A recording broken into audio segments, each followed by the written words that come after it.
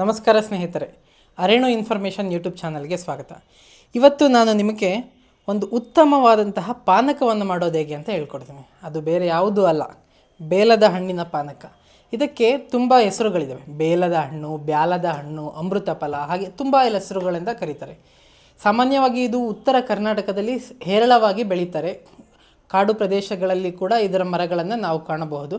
ಹಾಗೆ ದಕ್ಷಿಣ ಕರ್ನಾಟಕದಲ್ಲೂ ಕೂಡ ಬೆಳೀತಾರೆ. ಇದು ಭಾರತದ ಹಣ್ಣು ಅಂದರೆ ತಪ್ಪಾಗ್ಲಿಕ್ಕೆ ಸಾಧ್ಯ ಇಲ್ಲ. ನಾನು ಇದನ್ನು ಮೈಸೂರಿನಲ್ಲಿ ಪರ್ಚೇಸ್ ಮಾಡಿದೆ.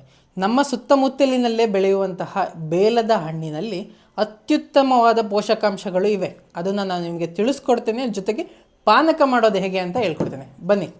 ಬೇಲದ ಹಣ್ಣು ನೋಡ್ಲಿಕ್ಕೆ ಈ ಥರ ಇರುತ್ತೆ. ಇದರ ಹೊರಗಿನ ಕವಚ ಏನಿರುತ್ತಲ್ಲ ತುಂಬ ಗಟ್ಟಿಯಾಗಿರುತ್ತೆ. ನೋಡಿ ಸೌಂಡ್ ಹೇಗೆ ಬರ್ತಾ ಇರುತ್ತೆ. ಇದನ್ನು ಒಡೆದು ಇದರೊಳಗಿರುವಂತಹ ಬೇಲದ ಹಣ್ಣನ್ನು ನಾವು ತೆಗಿಬೇಕು. ಈಗ ತೆಗಿಯೋಣ. ಇದನ್ನು ಓಪನ್ ಮಾಡಿದ್ದೀನಿ. ಇದು ಈ ಥರ ಇದೆ ಬೆಲ್ಲದ ಹಣ್ಣು. ಇದರಲ್ಲಿರುವಂತಹ ಒಳಗಿನ ಪದಾರ್ಥವನ್ನು ನಾವು ತಕ್ಕೋಬೇಕು. ಬೇಲದ ಹಣ್ಣಿನಲ್ಲಿರುವ ಹಣ್ಣನ್ನು ಮಾತ್ರ ತೆಗೆದುಕೊಂಡು ನೀವು ನೋಡ್ಬೋದು, ಇಲ್ಲಿ ಈ ಥರ ಇದೆ. ನಾನು ಒಂದು ಹಣ್ಣನ್ನು ಮಾತ್ರ ಬಿಡಿಸ್ಕೊಂಡಿದ್ದೀನಿ. ಇದನ್ನು ಈಗ ನಾನು ನೀರಿಗೆ ಹಾಕ್ತಾಯಿದ್ದೀನಿ. ತಕ್ಷಣಕ್ಕೆ ನೀರಿಗೆ ಹಾಕಿರ್ತೀನಿ. ಇದು ಸ್ವಲ್ಪ ಕರಗಲಿ, ಆಮೇಲೆ ಸ್ವಲ್ಪ ಇದಾಗಲಿ ಅಂಥೇಳಿ ನೀರನ್ನು ಕೂಡ ಸಾಕಷ್ಟು ಈ ಬೇಲದ ಹಣ್ಣು ನೀರಲ್ಲಿ ಹಾಕಿದ ಮೇಲೆ ನಾನು ಇದಕ್ಕೆ ಸ್ವಲ್ಪ ಬೆಲ್ಲ ಹಾಕ್ತೀನಿ. ನಾನು ಆರ್ಗ್ಯಾನಿಕ್ ಬೆಲ್ಲ ಬಳಸ್ತಿದ್ದೀನಿ. ಇದು ಬೆಲ್ಲದ ಪೌಡ್ರು.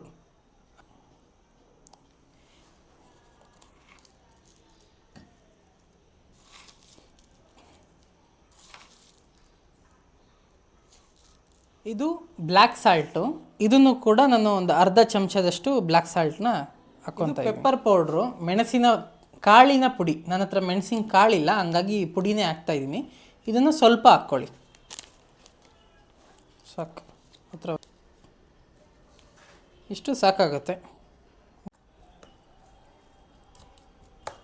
2 ಏಲಕ್ಕಿ ತೊಗೊಂಡಿದ್ದೀನಿ.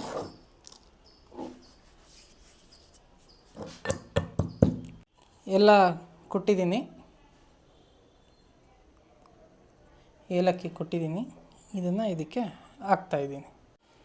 ಇದನ್ನ ಹದವಾಗಿ ಎಲ್ಲದನ್ನೂ ಮಿಕ್ಸ್ ಮಾಡಿದ್ದೀನಿ, ಕಲಿಸಿದ್ದೀನಿ. ಈಗ ಇದನ್ನು ಸೋಸ್ಕೊಳ್ಳೋ ಅಂಥ ಸಮಯ. ಇದನ್ನು ಒಂದು ಗ್ಲಾಸಿಗೆ ಹಾಕಿ ಸೋಸ್ತಾ ಇದ್ದೀನಿ. ನೋಡಿ ಸ್ನೇಹಿತರೆ, ಈಗ ಬೇಲದ ಹಣ್ಣಿನ ಜ್ಯೂಸ್ ಕುಡಿಯಲು ಸಿದ್ಧ.